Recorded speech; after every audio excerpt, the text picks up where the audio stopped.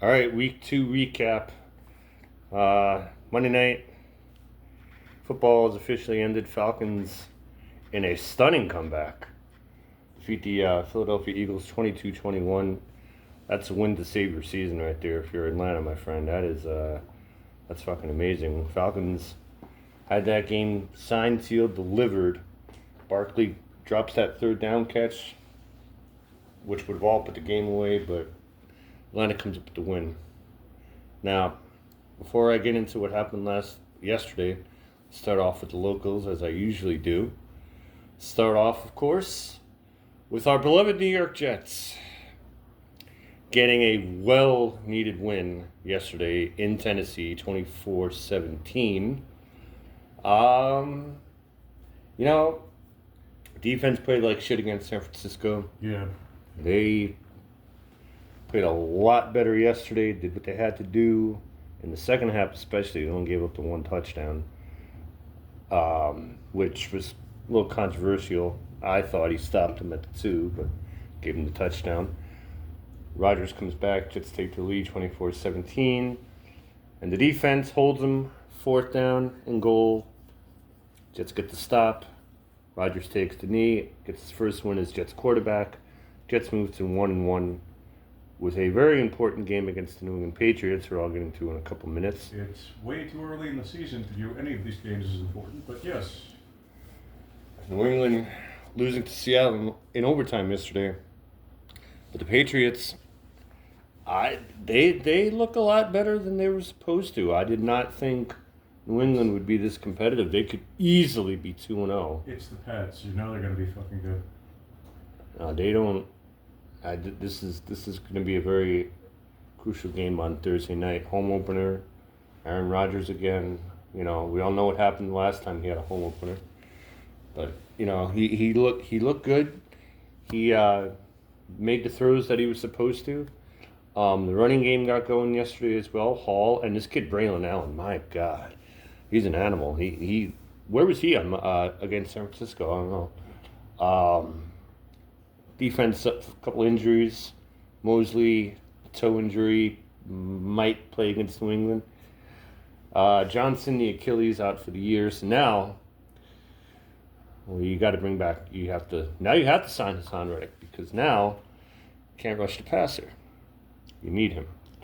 So the Jets moved to 1-1. Tennessee moves to 0-2. It's the second straight week Tennessee had a chance to win the game, but they just keep shooting themselves in the foot. So Tennessee is now 0-2. Let's move on to those beloved New York football Giants. Now, look.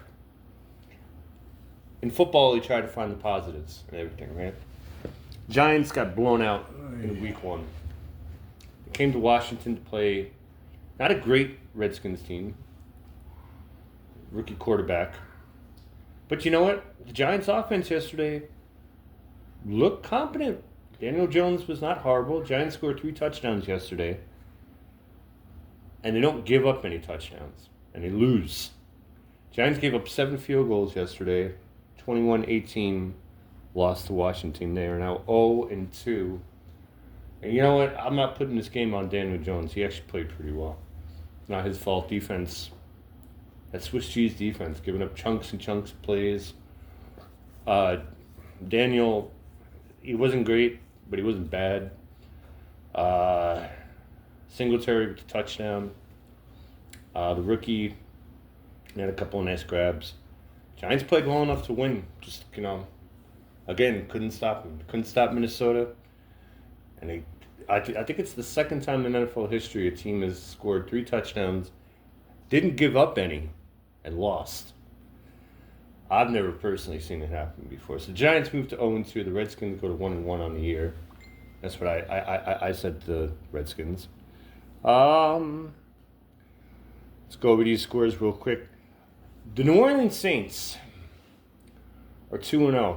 Scored 49 in week 1 against Carolina, and they absolutely destroyed Dallas yesterday. 44-19 in Arlington, Texas.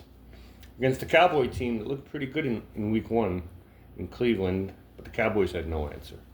What the Saints are doing offensively is absolutely insane. Kamara and Derek Carr, are absolutely on the same page.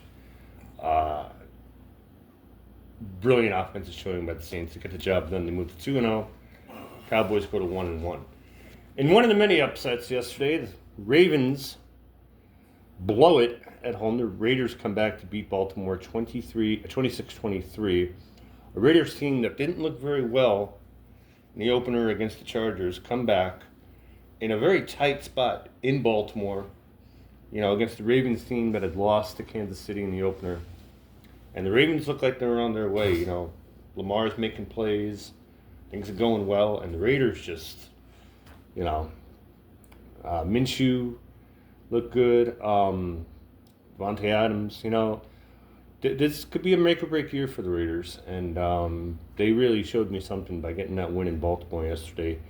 Ravens are now 0-2. It's the first time in a while they've been 0-2. The first time I can remember. Raiders moved to 1-1 on the year. Chargers, 26-3 over Carolina. Really no surprise there. Chargers are now 2-0. And that's the team no one's talking about. They beat the Raiders last week. And they get the win. Now, I know it's Carolina. Okay, they've scored 13 points in 2 games. And now they've benched Bryce Young, their prized rookie quarterback. You know who's starting? Andy Dalton. Because that's going to go over well. So, Panthers go to 0-2. Chargers, I mean, you were hoping they would be dominant, and they were. 26-3, no surprise. Packers lose Jordan Love, the first game of the year in Brazil against the Eagles. And what do? They respond with a 16-10 win over the Colts. Malik Willis getting his first start in a while. Looked pretty good. I was a little disappointed in the Colts. I had the Colts picked for that game, and I thought Indianapolis would show me something more, but apparently not. They're 0-2. Packers moved to 1-1 on the year. Another upset. Now, I know McCaffrey didn't play. He's going to be out for like 4 weeks. Fine. But what the Minnesota Vikings? I mean, Darnold is just 2-0. And he's looked good. He hasn't looked like the old ex-Jet quarterback. He's looked good. I know they played the Giants last week. Fine, whatever. But, San Francisco was still legit. And this kid is playing really well. This is going to be, but can he keep it up, though? Can he be consistent?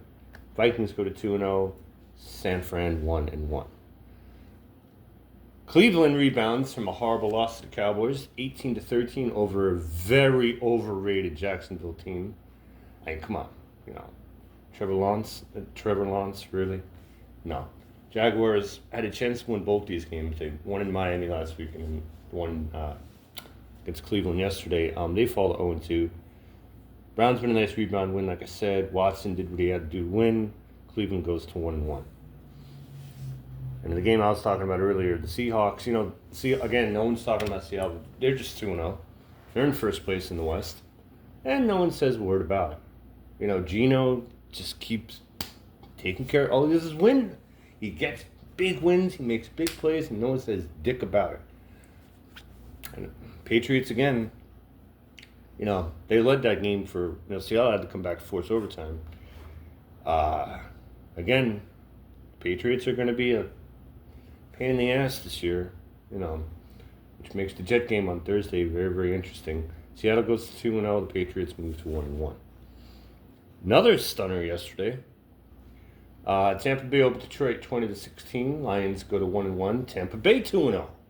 It's with these teams that Seattle, Minnesota, Tampa, all 2-0. So, Tampa's playing well. Mayfield, maybe this is where he finally puts it all together.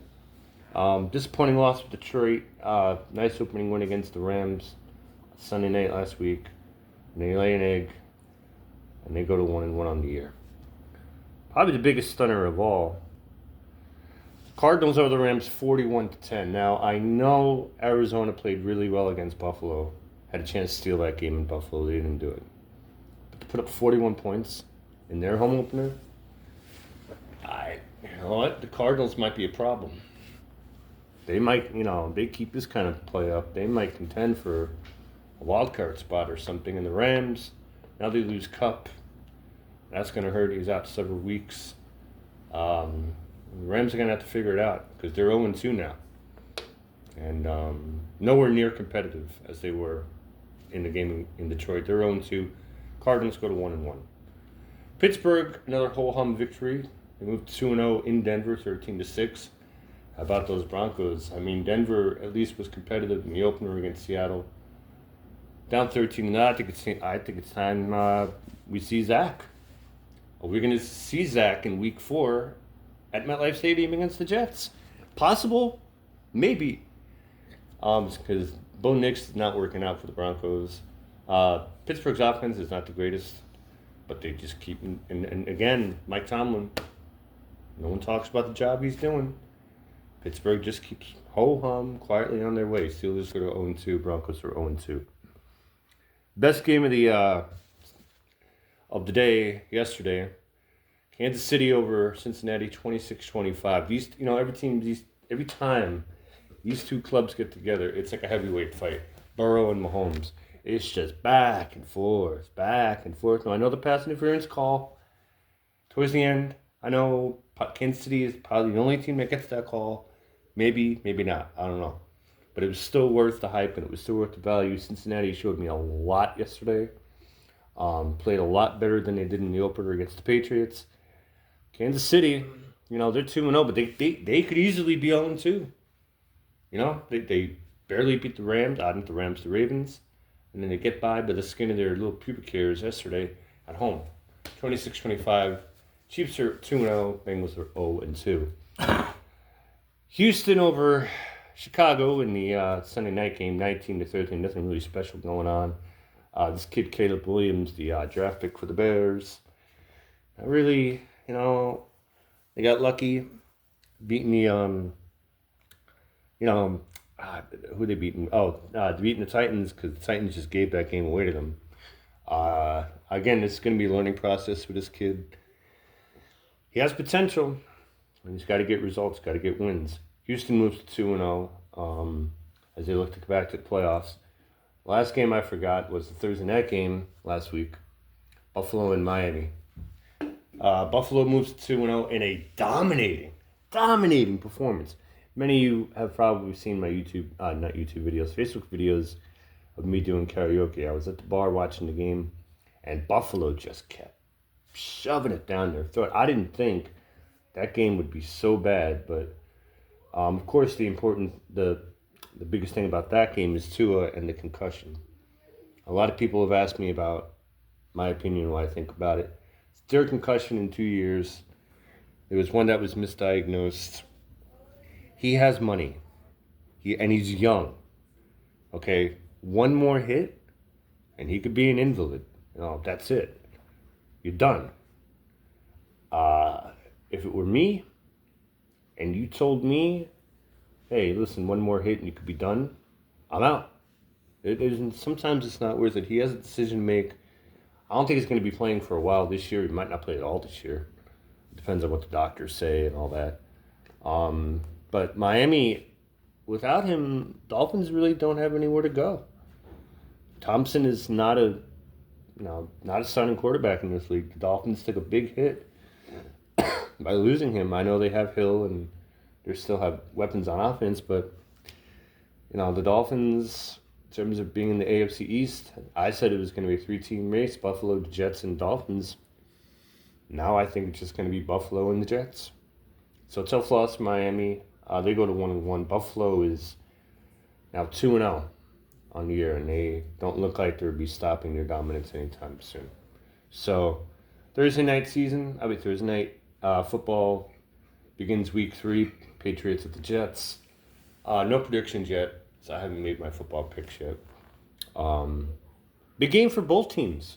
The Patriots have a chance to go to 2-1, which I don't think anyone expected. I think everyone thought they'd probably just be 0-3, right? No Belichick, all that. But also a big game for the Jets because this is where you got to get these wins. You got to beat these teams that you are supposed to be beating. The Tennessees of the world, the New Englands, the Broncos, teams that are below you. You got to take care of business, especially at home. So that's Thursday night. Real quick, and I mean real quick. Mets beat the Nationals 2-1. The Braves lost 9-0 to the Dodgers. So the Mets a game up in the NL wild card with about 15 games to go. Again, the magical carpet ride keeps continuing for the New York Mets, although Lindor, who got hurt during the weekend series against the Phillies, just a minor back problem, should be back by Thursday when they start another series against the Phillies. Mets have a second game against the Nationals. The Braves are in Cincinnati, so both the Mets and the Braves have little cupcake pillow in their schedule. New York Yankees 3 games up on the Orioles, took 3 out of 4 from the Red Sox, did what they were supposed to do. Aaron Judge gets back on the home run chase, now is 53. And Baltimore, the Orioles, they baffle me, man, because they're hot, they're cold, they're hot, they're cold, and they're tanking it at the wrong time. So the Yankees go on the road for 3 this week. They got Seattle, and then the last game's in Oakland for the New York Yankees.